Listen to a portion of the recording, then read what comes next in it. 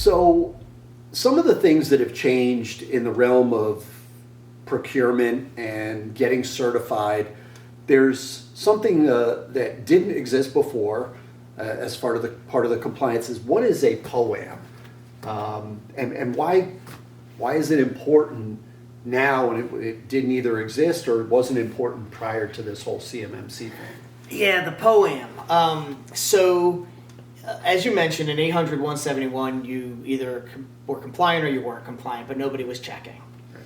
Now that they're going to be checking, I think they anticipate people being a little more honest in their answers, if I'm being truthful. Yeah.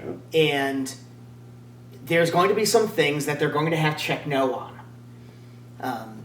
And the POAM is the no but piece of this. So POAM is Plan of Actions and Mitigations.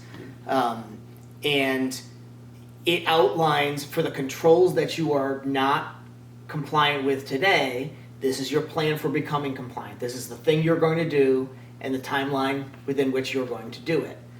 Now, not everything is POAM worthy. There are some controls that they would say, okay, we still won't award this to you because if you don't have multi-factor authentication, forget it, right? But there might be some controls in there that they'd say, okay, as long as you're in process of implementing that and you're rolling it out and it's going to be done in 3 months, that's okay. We'll accept that on a POAM, knowing that you're going to complete that and somebody's going to check on whether or not that gets completed and you have to submit. You've committed to it. You've committed to it.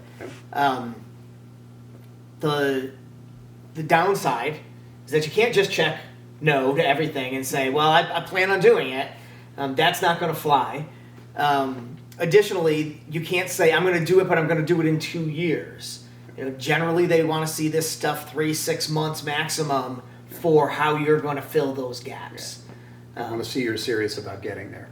Yeah, and that you've got a plan and that you're ready to invest the money. You know what it's going to take you to do it, and you're going to get it done. Because, again, we're back to protecting that CUI, and if you don't have that stuff protected, you're not doing the work. Yep, completely agree. And I think this whole POAM idea came about when they went from, let's say, version 1 to version 2 of CMMC. They took a lot of heat and a lot of feedback at the Department of Defense and said, look, it's too strict. And that's one of the pieces that they've built into this to say, okay, we're going to be reasonable about this, but part of being reasonable is prudent as well. You're going to meet the really critical controls, otherwise you're dead in the water. You're not going to get any of the bids. But if you've got these others, we're going to, for the moment, 3 to 6 months, we're going to let them slide because we think you're being truthful, you're being honest, and you have a true plan.